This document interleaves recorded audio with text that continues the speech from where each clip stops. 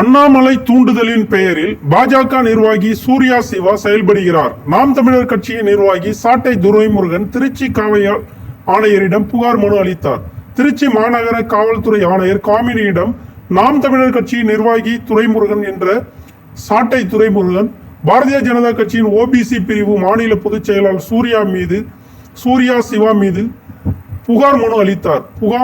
இந்த மனுவின் தமிழர் கட்சியின் நிர்வாகியாக பொறுப்பு வகித்து வருகிறேன். சாட்டை என்ற வலைவலி சேனலில் நடத்தி வருகிறேன். எனக்கு திருமணமாகி மனைவியும் 2 மகள்களும் உள்ளனர். இந்த நிலையில் நாடாளுமன்ற மாநிலங்களவை உறுப்பினர் திருச்சி சிவாவின் மகனும் பாரதிய ஜனதா கட்சியின் நிர்வாகியுமான திருச்சி சூர்யா சிவா என்பவர் வலைதளத்தில் என்னை பற்றி என் மனைவி பற்றியும் தரைக்குறைவாக கேவலமாக பேசி வருகிறார். என்னை பற்றியும் என்னுடைய குடும்பத்தை பற்றியும் நாம் தமிழ் தலைமை சீமானவர்களை பற்றியும் அவதூறாக பேசுகிறார் என்பது குறித்து ஒரு புகாரை திருச்சி மாவட்ட ஆணையர்கிட்ட கொடுத்துருக்குறோம். சட்டப்படி நடவடிக்கை எடுப்பதாக உறுதியளிச்சிருக்காங்க. பேட்டி பாஜோ என்று பெண்களுக்கான பாதுகாப்பை உறுதிப்படுத்துகிறோம் என்று சொல்லக்கூடிய பாரதிய ஜனதா கட்சி பொது வாழ்க்கைக்கு வரக்கூடிய நபருடைய குடும்பத்தாரையும் அவருடைய குடும்ப வாழ்க்கையும் பற்றி பேசி பொது வாழ்க்கையிலேருந்து அப்புறப்படுத்தணும் அப்படின்னு நினைக்கிறது எந்த வகையான அரசியல் என்பதை பார்த்து கொண்டிருக்கிற மக்கள் புரிந்து கொள்ளணும். கடந்த 5 நாட்களாக என்னுடைய குடும்பம் குறித்து, என்னுடைய மனைவி குறித்து மிக தரக்குறைவான வார்த்தைகளில் இந்த திருச்சி சிவாவுடைய திமுகவுடைய பாராளுமன்ற உறுப்பினர் திருச்சி சிவாவுடைய மகன் சூர்யா என்பவர் மிக கீழ்த்தரமான கருத்துக்களை பதிவு பண்ணியிருக்கார். ட்ரைப்ஸ் அப்படிங்கிற ஒரு யூடியூப் சேனல்லையும், அரண்சை அப்படிங்கிற யூடியூப் சேனல்லையும், ஃபைட் தமிழ் அப்படிங்கிற யூடியூப் சேனல்லையும் பதிவு பண்ணி அவருடைய எக்ஸ் பக்கத்தில் எடுத்து போட்டிருக்காரு. அதை கிட்டத்தட்ட 15 லட்சம் பேர் பார்த்துருக்காங்க. இது திமுகவும் பாரதிய ஜனதா கட்சியும் இரண்டும் சேர்ந்து சமூக வலைதளங்களில் நான் திமுகவுடைய ஊழல்களை எதிர்த்து பேசுகிறேன், திமுக செய்கிற அநீதிகளை எதிர்த்து பேசுகிறேன், பாரதிய ஜனதா கட்சியுடைய நடக்கக்கூடிய தவறுகளை எதிர்த்து பேசுகிறேங்கிற ஒரே ஒரு காரணத்துக்காக என்னை உளவியலாக என்னை களங்கப்படுத்தணும், அசிங்கப்படுத்தணும், என் குடும்பத்தை இழிவுபடுத்தணும், பொது வாழ்க்கையிலேருந்து அப்புறப்படுத்தணும்னு நினச்சிக்கிட்டு இதை செய்கிறாங்க. இதனால் நான் கலங்கப்பட்டு போயிட மாட்டேன். இது அவங்க தான் கலங்கப்பட்டு போயிடுவாங்க. அவங்க தான் அசிங்கப்படுறாங்க.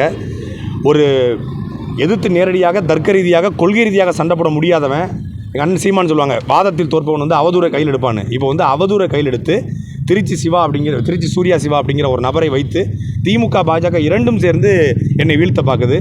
சட்ட ரீதியாக நான் இதை எதிர்கொள்ள தயாராக இருக்கிறேன். நான் புகார் அளிச்சிருக்கிறேன். என் புகாருக்கு நடவடிக்கை எடுக்கணும். ஒருவேளை என்னுடைய புகாருக்கு நடவடிக்கை எடுக்கலைன்னா நான் உண்மையிலேயே உளவியலாக மிகப்பெரிய பாதிப்பு ஏற்பட்டிருக்கிறேன். இதை வழக்காக மாற்றி நடவடிக்கை எடுக்கவில்லை என்றால் நிச்சயமாக மிகப்பெரிய சட்டம் ஒழுங்கு சீர்கடும். அதுக்கப்புறம் சாட்டை துறைமுருகன் போய் அடிச்சிட்டாரு, மிதிச்சிட்டாரு, அவங்க ஆட்களை கூட்டு போய் அவங்க ஆட்கள் அடிச்சிட்டாங்க அப்படின்னா அது ரொம்ப தப்பாக போயிடும். நாங்கள் எல்லாத்துக்கும் பொறுத்து போயிட முடியாது. குடும்பத்தை பேசினதுக்கப்புறம், ஆத்தாப்பனை பேசினதுக்கப்புறம், மனைவியை பேசினதுக்கப்புறம் அதுக்கப்புறம் பொது வாழ்க்கை, அரசியல், இது கொள்கை அதெல்லாம் பார்த்துட்டு இருக்க முடியாது. அதனால் நாங்கள் ரொம்ப ரெக்வஸ்ட் பண்ணி கேட்டுக்கிறோம். அவங்க நடவடிக்கை எடுப்பாக சொல்லியிருக்காங்க. டிசியை பார்க்க சொல்லியிருக்காங்க. நடவடிக்கை எடுப்பாங்கன்னு நம்புகிறோம்.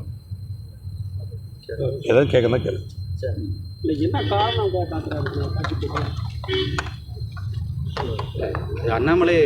அண்ணாமலையோட தூண்டுதல் தான், வேற ஒன்றும் இல்லை.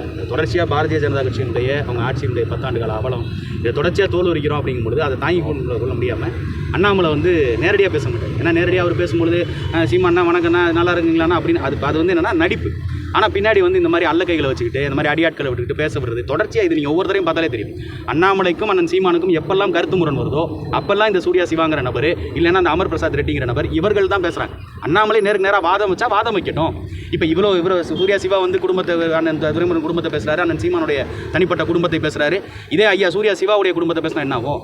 உங்கள் அப்பா டெல்லியில் செருப்படி வாங்கினதெல்லாம் பேசினா நல்லா இருக்குமா? அது இல்லை நீங்கள் வீட்டை விட்டு உங்கள் அப்பா பெத்த புள்ள எனக்கு வேண்டாம் அப்படின்னு வெளியில் துரத்தி விட்டார். எதுக்காக துரத்தி விட்டார்?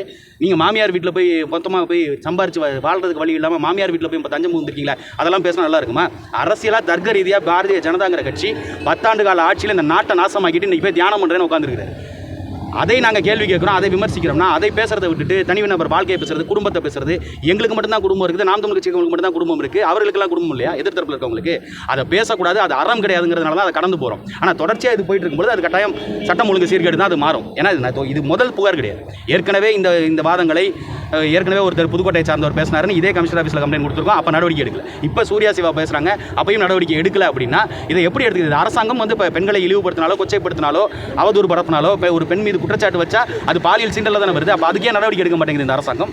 நீங்கள் தான் பெண்களுக்காக நாங்கள் ஆட்சி செய்கிறோம், பெண்களுக்கு ஒன்றுனா நாங்கள் தாங்க மாட்டோம், எல்லா பெண்களுக்கும் நாங்கள் 1000 ரூபாய் இல்லத்தரசிகளுக்கு தர்றோம்னு சொல்லி பேசுகிற இந்த அரசாங்கம் பெண்களுக்கு முக்கியத்துவம் கொடுக்குற சூர்யா சிவா உங்களுடைய எதிர்க்கட்சி தானே. பாரதிய ஜனதா கட்சியிலேருந்து பெண்களை இழிவுபடுத்தக்கூடிய ஒருத்தரை நீங்கள் ஏன் கைது பண்ணுறதுக்கு இந்த அரசாங்கம் பயப்படுது? ஏன் ஒரு MP சிவாவுடைய பையங்கிறதுனாலயா? அந்த அடைக்கலத்தில் இருந்துட்டு அப்போ திமுகவும் பாஜகவும் சேர்ந்து அந்த வேலையை செய்கிறாங்களா? அந்த கேள்வி வருது. தொடர்ச்சியாக அண்ணாமலை செய்கிறது தான், அண்ணாமலை தூண்டுதலில் தான் நடக்குது.